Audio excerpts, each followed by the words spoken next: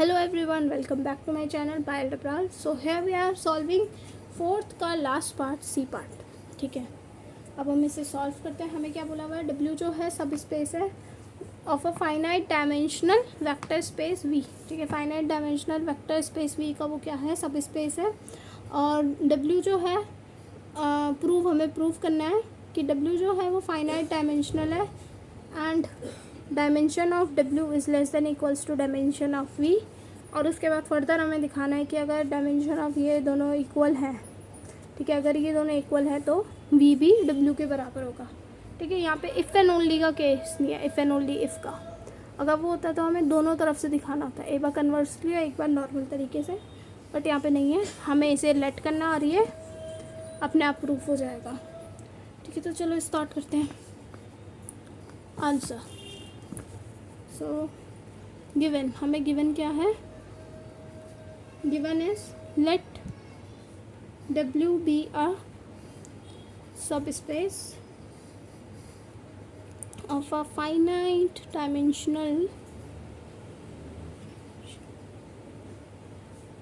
vector space V. Vector space V का क्या है, फाइनाइट डायमेंशनल सब स्पेस है ये जो भी. हाँ, तो टू प्रूफ, हमें प्रूफ क्या करना है.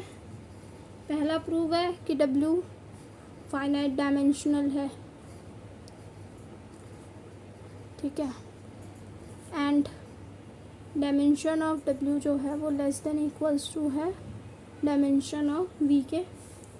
सेकंड प्रूफ करना है हमें कि अगर डायमेंशन डब्ल्यू जो है इसके बराबर है then V is equals to W.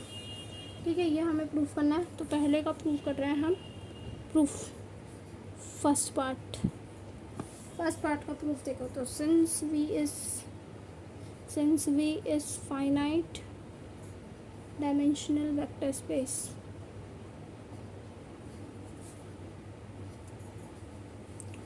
Space, अगर ये फाइनाइट डायमेंशनल है तो इसके पास एक फाइनाइट बेसिस भी होगा. It has a finite basis. ठीक है, से मैंने कह दिया इसका जो बेसिस है मैंने उसे वी के नाम दे दिया. और उस बेसिस को मैं ऐसे दिखा दी कि उसमें ये सब आ रहे हैं. जैसे यहाँ पे भी बेसिस आया था ना हमारा, ऐसे करके ये बेसिस आए थे. तो जैसे डायमेंशन 2 थी तो बेसिस में ऐसे 2 एलिमेंट, तो ऐसे ही यहाँ पे कि V1 V2 बेसिस के एलिमेंट्स हैं. तो कितने एलिमेंट्स है, ये n एलिमेंट्स है. तो इसके डायमेंशन क्या हो गया, डायमेंशन ऑफ V क्या हो गया, n हो गया. तो लेट W बी सब स्पेस ऑफ V. W क्या है, सब स्पेस ऑफ V का. तो बाय डेफिनेशन ऑफ सब स्पेस की डेफिनेशन से हमें क्या पता कि एवरी वेक्टर इन W, जो भी सारे वेक्टर होंगे W में, वो सारे के सारे किस में होंगे, V में भी होंगे. ठीक है, और एनी बेसिस इन W, और जो भी बेसिस होगा W का, ठीक है, any basis of W is a linearly independent set in V, is a linearly independent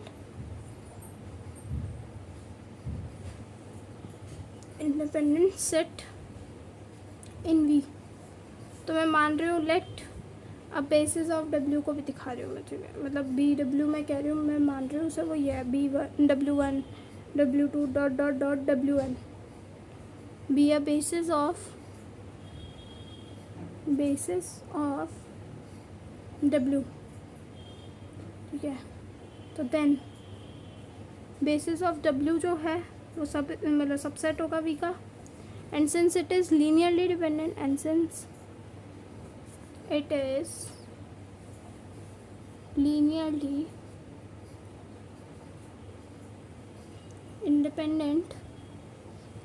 independent है वो V में, जैसे ही मैंने ऊपर बताया. ठीक है, लीनियरली इंडिपेंडेंट इन V. तो बाय द लीनियर इंडिपेंडेंस क्या बताती है, इंडिपेंडेंस लेमा ये कहता है कि M जो कि बराबर है डायमेंशन W के वो लेस देन इक्वल्स टू हो जाएगा डायमेंशन वी के which is equals to N. ठीक है, मतलब ये क्या हो गया, हमारा फर्स्ट पार्ट प्रूफ हो गया। ठीक है, और फाइनाइट डायमेंशनल भी यहीं पे प्रूव हो गया था वैसे, कि हमने कहा कि यहाँ पे एम एन से छोटा है, ये फाइनाइट डायमेंशनल है, तो ये भी क्या हो जाएगा, फाइनाइट डायमेंशनल हो जाएगा। ठीक है, now W is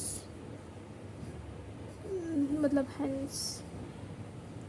hence W is finite dimensional and dimension of W क्या हो जाएगा, less than equals to dimension V। ये हमने प्रूव कर दिया। अब हम सेकंड प्रूव कर रहे हैं कि अगर ऐसा है डायमेंशन W डायमेंशन V के बराबर है तो वो दोनों बराबर हो गए V एंड W। तो नाउ वी नो दैट, अब हमें क्या पता है, हमें पता है कि डायमेंशन W जो है less than equals to dimension V के। ये अब हमें पता चल गया क्योंकि ये अभी हमने जस्ट ऊपर प्रूफ करा है। तो suppose now dimension W is equals to dimension V। ये हम मान के चल रहे हैं कि दोनों क्या है, बराबर है। मैंने वही कहा ना कि इसे मानना पड़ेगा और इसे तुम्हें प्रूफ करना है। ठीक है, इफ़ एंड ओनली का केस नहीं है, इसे मानो और इसे प्रूव करो। तो मैंने कहा कि डायमेंशन W डायमेंशन V के बराबर है, मान लो n के बराबर है। ठीक है, तो लेट बेसिस ऑफ W कैसा है, W1 W2 dot dot dot WN तक जाएगा वो। ठीक है, be a basis of W